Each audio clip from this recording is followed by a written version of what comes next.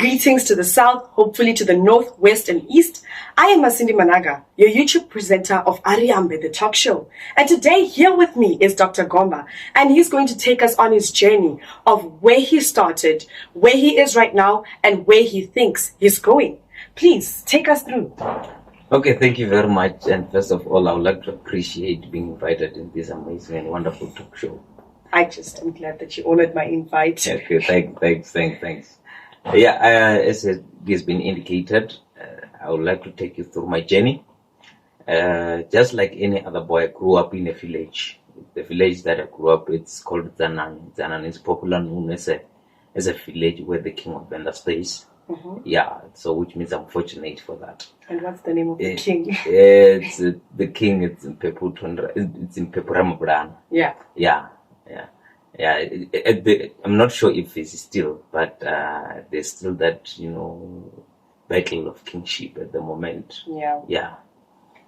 But that's the village that I grew up in. Mm-hmm. Yeah. So I went to a primary school called Utwangadzebu. Mm.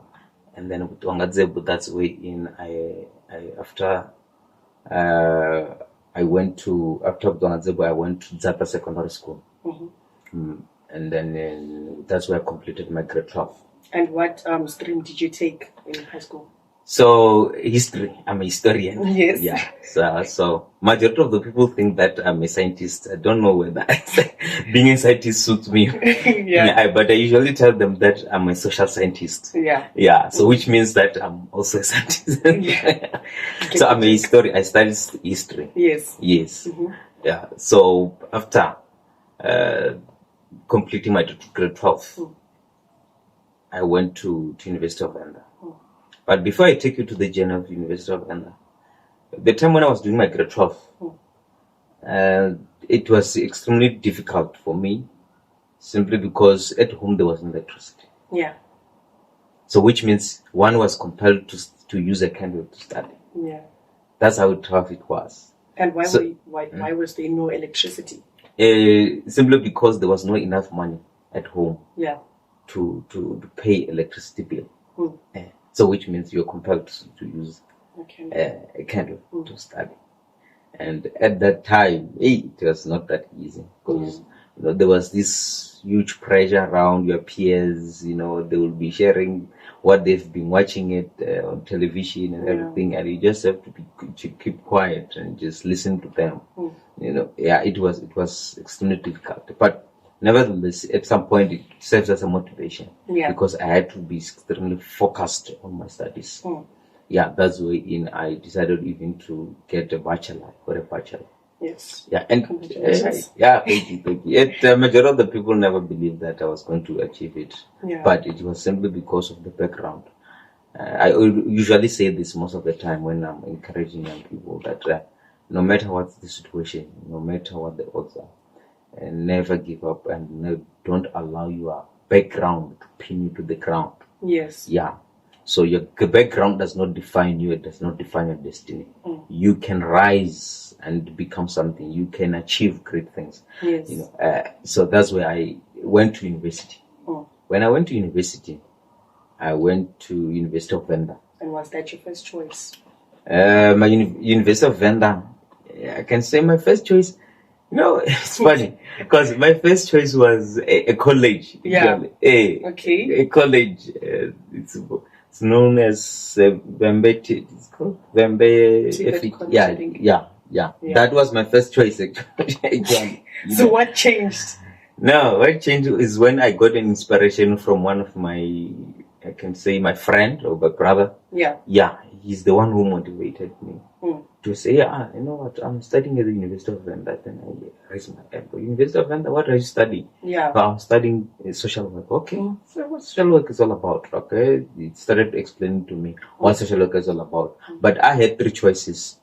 I went to it was psychology, social work, and LLB.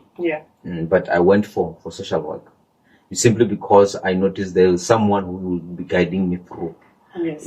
Since I'm a first time at university, I'm a new freshman. Fresh. They call me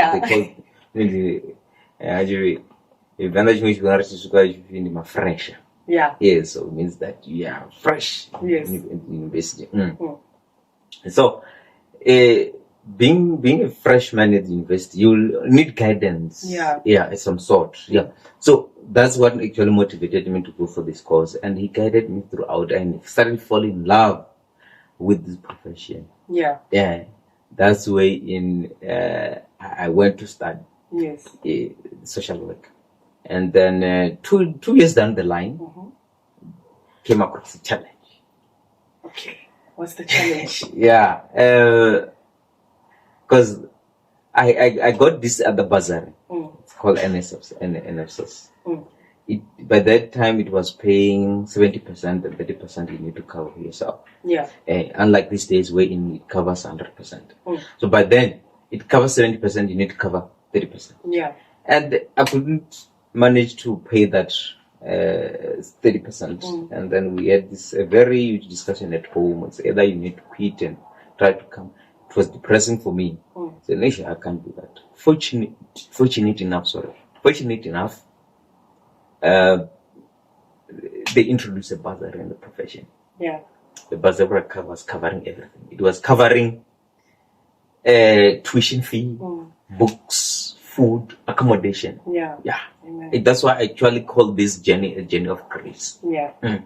So it was kind of a blessing in disguise. And then I continued to before. I told myself that I need to make sure that I complete this degree, and of which I did. It was amazing. Immediately after finishing. Yeah. I was getting absorbed in a workplace environment. Not even an interview. You just placed. Okay. It. Yeah. God's grace. Yes. Indeed, I have to agree. Yeah. So then, would you say that you faced any academic challenge though? Oh, academic challenges, they are always been there. Because remember, the transition from secondary to university, it's totally different. Yeah. Totally different. And in what way? At university, you're on your own. Yeah. There's no this thing of saying, hey, the teacher is coming. You need to make sure that you write your homework. No, you're on your own. They just give you a timetable to say, this is your timetable. Yeah. You just decide whether you go and attend or not to attend. And the lecturer will not even care much. He will just go there and do his job. Yeah. Whether you're there or you're not there, he doesn't care. So you're on your own. So which means it requires more of self-motivation and self-discipline. Yeah. So that transition it was not that easy. Yeah. So adjusting with it, because you're used to the fact that you need to also be guided, spoon-fed. Exactly. Yeah. Business spoon-fed.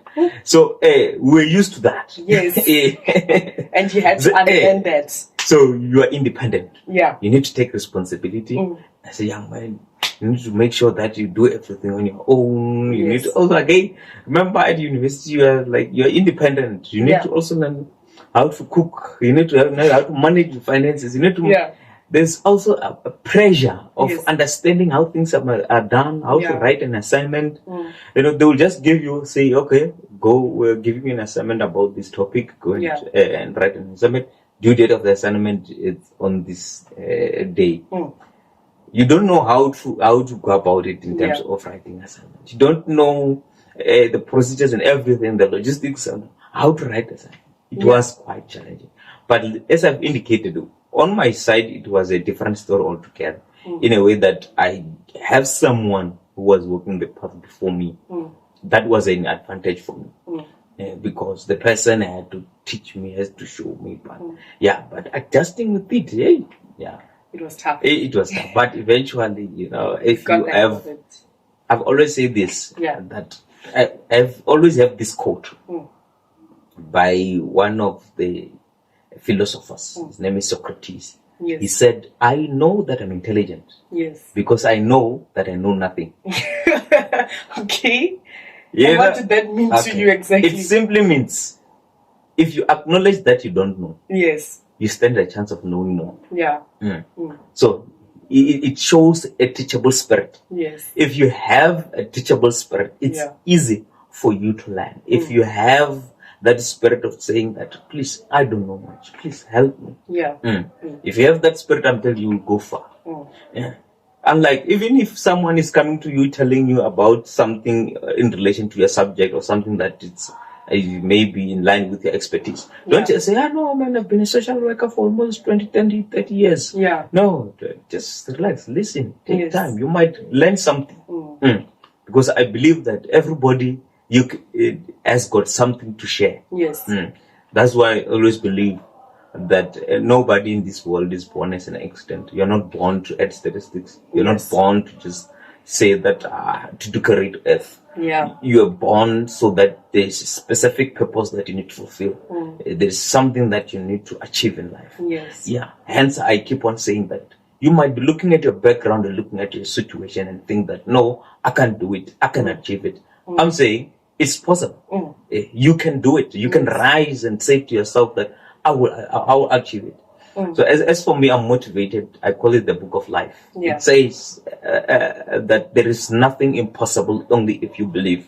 Yeah. And if you check the word believe, when we look at it from the book of John only, it appears 99 times, which simply means even Christianity itself is grounded in believing. Yes. But I don't want to dwell much on that. I want to indicate that if you believe and you tell yourself that I want to achieve something, I want to do something, you can do it.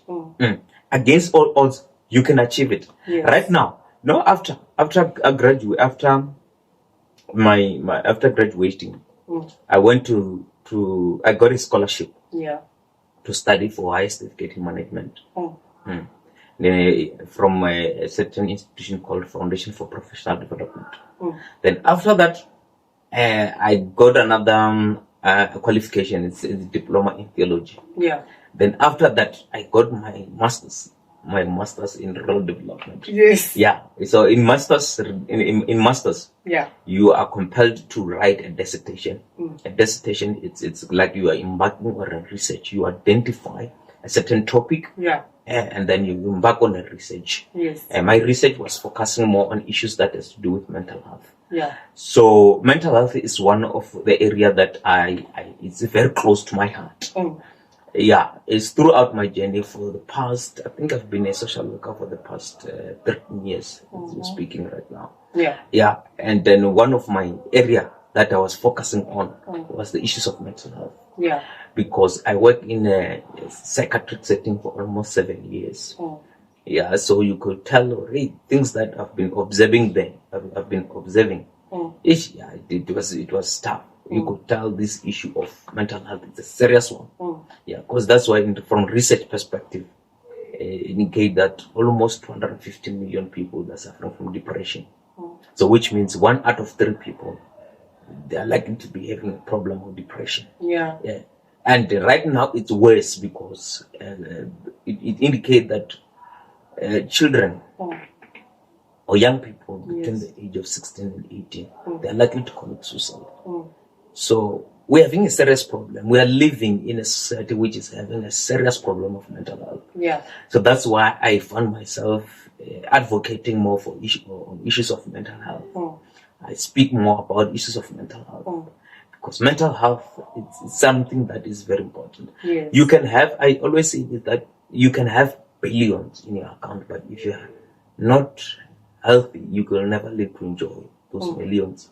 That's why someone once indicated that it's best to live in a mansion and you know that you're full of love. And it's worse to live in a mansion with no one, without experiencing the sense of love. And it's best to live in a shack, but know that you have the best love of your life. Yeah. So, issue of mental health. It's something that I believe if through this podcast, through this initiative, I love the concept Kariam, which simply means let's communicate. Because one of the aspects that helps a lot is through ventilation. Yes. Talking. Speak up. Yeah. Because I once ran a campaign called Break the Silence. Yes. Depression is real. Don't die in silence. Yeah. Let's talk. Let's communicate. You don't know. I usually say that sometimes people were saying that how can that someone commit suicide because they've got everything. Yeah. And my question is, what do you mean by everything? Yeah. How do you define everything? Yes. You can only say everything. What do you mean everything? Because there are people right now who are saying that they have money, but they are not okay. Yeah. It's important for us to take care of our mental health. Yeah. I will forever advocate. I wish we could continue having more of this session. Yes. Wherein we have people to also talk. Yeah. About issues of mental health. Yeah, because it cut across almost every age and every. Be it maybe you might be at work. Sometimes you might experience it because you are having a horrible leader or horrible boss. Yeah. You seem to be quite passionate about mental health. Like, do you have a company maybe? Yeah, actually, what actually happened is that there was an organization that I was working for. It's called Light Care Institute.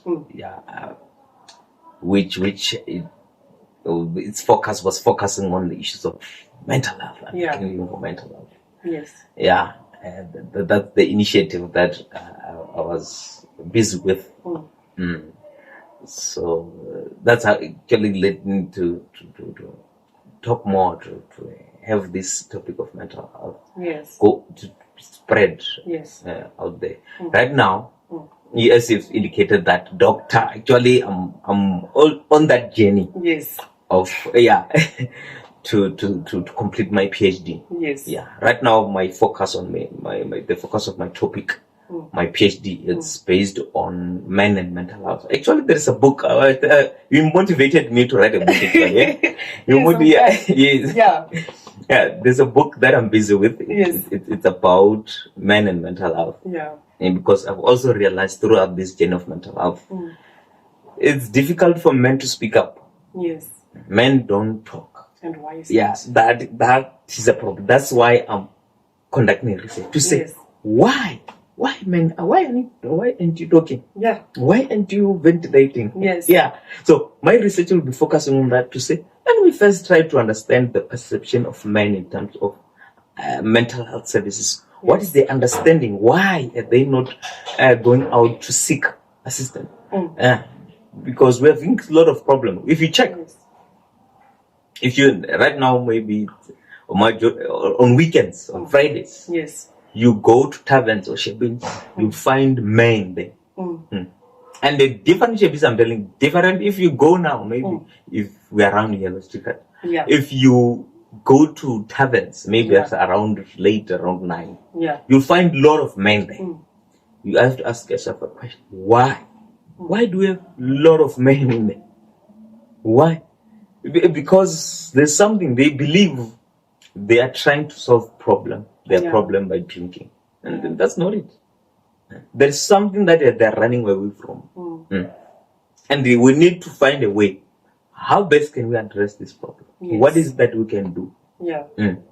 So there's something that I want to be remembered for as well. Yeah. That to be an agent of change when it comes to issues of mental health. Yes. To be that one person who advocate for issues of mental health. Yes. Yeah. Because as much as when we define health. Yes. Health, it indicates that it's a complete physical, mental, and social well-being. Yes. So when we say a person is healthy, those three aspects must be covered. So it's your psychological being, it's your physical being, and it's your social well-being. Yes. Which are equally important when you are alive. Those are the most important aspects that I believe defines a human being. Yes. When we say, maybe right now, when you say everything, yes, you must be including all this. Yes. Yeah. Yeah. Actually, while talking on mental health, some people have a tendency of saying you can control depression. Please enlighten us on that. Okay. Depression. Maybe let's first try to explain it deeper. Yeah. For it to reach a stage of depression, we need to first find out how did it reach to this stage. Yes. Firstly, it started as a problem. Yeah. So a problem, what is a problem? A problem is unfulfilled expectation. Yeah. Then it's a problem. Yeah. A problem is when you are in need of something and that particular thing you don't get it. It's a problem. Yes. So if You are constantly in need of something, and you don't get it. Yes. So what happened is that you will be stressed. Yeah. When you are stressed, stress, you get to be managed. Yeah. It's easy to manage stress. Yeah. We call it in our profession early intervention. Yes. I will emphasize it when it comes to issues of how do you deal with issues of depression and stress. Yeah. So it's something that comes early. Stress. Yeah, I'm Yes. stressed. I'm stressed. After that stress, yes, it will affect your physiological being. Yeah. Because it impact, or it will have a severe impact on what you call the central nervous system. So the central nervous system is the engine of your body. Yeah. Everything that you are, it's controlled in the mind. Yes. It's controlled here in the brain, the central nervous system. Everything. Yes. It's an engine. Yeah. So when you are stressed, yeah, it will lead you to have a severe headache. Yes. You will have a headache. Yes. After that, maybe you will develop some sores on the mouth. Sometimes you will have ulcer. Yeah. Sometimes those are the effects of stress now. You will have a stroke. Yeah. Then sometimes you can even collapse. Yeah. Because it will disturb even your appetite. Yeah. You won't feel like eating anymore. Then the more it's graduating, then you will reach a stage wherein you will feel numb. Yeah. That numbness where like you don't care about anything. You just feel like, I don't know, there's nothing important in this life. There's nothing valuable in this life. Yes. You start giving up in everything. Then you are in a depressed state. Yeah. So depression it's when also your central nervous system has constrained, like everything in your body seems to have suppressed. Yeah. Chances are that you will start to have some sleeping disorders. You will spend most of your time sleeping. Yeah. So it's growing. Then you will depend now on medication. Yes. You'll go to the doctor and indicate that I'm having problems. Yeah. And then the doctor will prescribe antidepressants. Yes. So antidepressants, they're just there for you to calm the nerves, and it assists you so that you cannot have stroke. Yes. Yeah. You see. So that's how you reach the level of depression. Yeah. So management of it's best to manage it earlier. Yeah. In terms of dealing with issues of this nature, yes, we have got what we call the preventative measures. Yes. In preventative measures, yes, it's wherein we keep like this platform. Yes. If someone is watching here, it's part and parcel of preventative measures. Yes. Because we're educating you. Yes. So that you know better, you understand better, you are enlightened now. Yes. Yeah. So these are educational campaigns, going all out, talking to people, engaging here. Now, we're spreading the message. We're trying our level best to prevent the problem. Yeah. And then once you realize that, what we're talking about right now, I think I might be suffering from this. Yes. So you need to act earlier, and we call it early intervention methods, wherein you need to consult a therapist. Yeah. Let me emphasize this more and more. Yes. Please normalize consulting a therapist as much as you consult a GP. Yes. A doctor. Yeah. It's important. Normalize having a therapist. I was watching this other podcast of one of the popular athletes. His name is Mike Tyson. Yeah. He said he once suffered depression in his lifetime. And what kept him going was the sessions that he had with the therapist. Yeah. So that's why in South Africa we believe that umuntu ngumuntu ngabantu. Yes. You cannot achieve alone. Yeah. Mutu ndi mutu ngamuntu. You can't do it alone. Learn to talk to one, learn to ventilate, learn to engage. Yes. So it's possible for you to manage a situation. It's possible, more especially if we are with us. Yes. Though we know it's not a one-day thing. Yeah. To manage depression. It's a process. At some point, there are institutions wherein you can go for rehabilitation, mental health rehabilitation, and you get assisted mental health rehabilitation. Yes, it's a process, but we believe it's possible. You can rise, you can achieve. Maybe let me just quote this popular quote. It's Nelson Mandela. Yeah, he said, "No one was born hating another person. If everybody is taught to hate, you are taught. If you are taught to hate, then you can be taught to love." Yes. So it's important for us to spread love more. Yeah. So we can teach you. It's possible for us to have a healthy environment, a healthy nation, healthy society. Yes. If we can keep spreading this message, you can talk more about this issue. We've got a gender-based violence problems, issues of mental health. We've got all this anxiety, mental health problems. People need to know, because people think, once you speak of mental, more especially worrying about that. Hey, black people. No, all the way you are. They usually associated with witchcraft. Yes. No, this witchcraft. Witchcraft, no. People think, I know this is crazy. If you go and consult, you will be labeled as crazy. Yes. This stigma. You need to deal with it. You need to get away with it. Make sure that we find a way. Kariambe. Yeah. Everyone in there, you are. Yeah, let's talk. But I like it. Yeah. But then, would you say that there's a difference between extreme sadness and depression? Okay. The question is, what leads to extreme sadness? Yeah.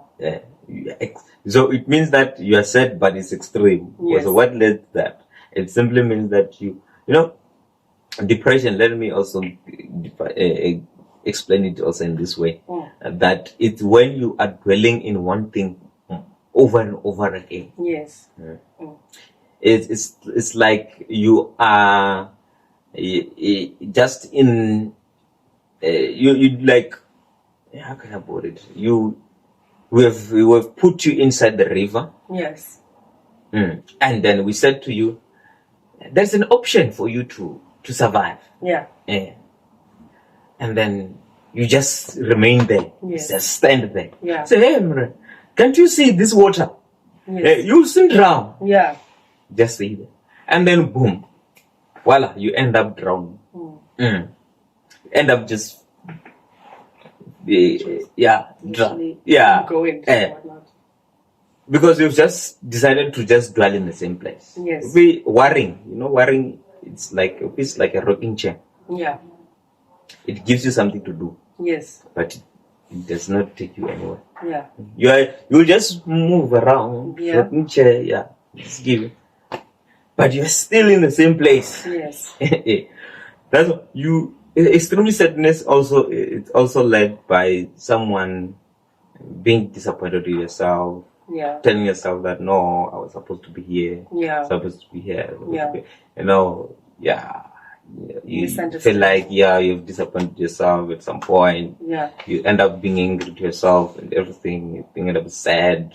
Yeah. After that, it also linked with depression, because remember, everything is happening in the mind. Yeah. Everything is happening in the mind. Yes. The mind is the one that is being affected. As much as we can try to play with words, anxiety, sad, angry, emotion, but everything is happening in the mind. Yeah. So basically, from where you're standing right now, where would you say you're going, and where would you say you are? Yeah. At the moment, I feel like I'm still climbing the ladder. Yeah. Yeah, I still have a lot of things to achieve in life. Yes. Because I still believe that there's a lot of things that I need to make sure that I achieve. Yes. As I've indicated, I believe in that I'm a change agent. I need to spread this message. I need to be an advocate for this. Yes. Yeah. Because one of my goals, I believe in setting goals. because I've set goals and it works for me. Yes. No, what something that I didn't share. But I said to myself after I completed my grade 12, yeah, I wrote a 10-year plan. Yes. 10-year goals. Yes. Believe you me, all of them I've achieved them. Wow. All of them. So it's important to achieve to have goals. Yes. Yeah. And goals accompanied with vision. Yes. Yeah. Oh. Because vision is the major fuel. Oh. And then I believe that my goal is I need to make sure that I have this institution wherein people educate people. Yes. We have all these mental health practitioners. Yes. In schools, workplace environment, everywhere there is a human being. We have all this initiative. Yeah. And then I also believe that I still need to make sure that I further my studies. Yes. Maybe until I become a professor. Yeah. Write articles. Yes. Yeah. Oh. Yeah. Become a professor, publish more books about mental health. Yeah. Yeah. And then again have a school. Yes. Yeah. It's a 10-year plan. Yeah. Yeah. Have a school wherein will be teaching people yes about basic counseling skills, social work, community development. Yes. Yeah. And then I also want to study degree, 2 degrees. Yes. MBA. MBA. My master's in business administration. Oh, okay. Because I believe that one of the area that is important yes is entrepreneurship or business. Yes. Yeah. When you have business, you will have way to impact the economy. Yeah. And when you impact the economy, then it means that you are also participating in the issue of employment. Yes. Which is very important. And then my other degree it's degree in theology. I want to have a degree. Since I have a diploma, I need to have a degree. I need to have an honors. I need to have a master's. I need to have a PhD. Yeah. No, we because my ultimate purpose is more on God. Yeah. Amen. No, it's good. Yeah. So basically now we have just heard more on don't just spread butter, spread love too. Yeah. We've also heard that if you have something to worry about and you can't solve it, why worry? If you have something to worry about and you can solve it, why are you worrying? Yes. Basically. Yeah. That's what we have heard. So as we're wrapping this up and understanding that you have come a long way and you're still going a long way, and we're spreading the issue of mental health and how we need to understand that it's very important to talk to people. There's nothing wrong with finding help. It's actually something we should emphasize on. We thank you for that. But of course, before I let you go, I would like us to play a little game. Okay. It's basically called what do you think about this, I would say, So okay. you're going to pick up a card, and then on one side there's like a word, and on the other side there's a definition. And then you're going to tell us like what you feel about that certain thing. Because I hope it's not an IQ test because it's not. I'm not like Albert Einstein, Yeah. Just any. Yeah, anyone is fine. Okay, this one is like plain. So yeah. Let me pick up. Transgender. So I need to also read. Yeah, basically if you want to. Transgender, a person whose gender identity does not correspond with the sex registered for them at birth. Yes. So what is it that I have to do? Like you have to tell us what you feel or what you think about this thing. Okay, transgender. From our professional perspective, there is something called GID. Yeah. It's called gender identity disorder. Yes. So which simply means that when people are in this kind of situation because they are likely to be discriminated. Yeah. People are likely to say a lot of things about them. But there is this thing called GID, gender identity disorder. I think we also need to equip people to understand them, that we don't have to necessarily discriminate them. Yes. Yeah. We maybe at some point we need to find a way on how best can we try to accommodate them. Yes. I think that's all I can say. All right. No problem. That was actually a nice explanation. Now we know. We never knew. When we look, we're quick to judge. Yeah. But no, I'm not talking about me. Yeah. I'm more on, let's just try to understand people. Yeah. So yes, I love your definition. It's different. Hopefully people are enlightened by this. Okay. Thank you so much. And this was it for today. See you next time on Ariambe. Career. Be blessed. Amen.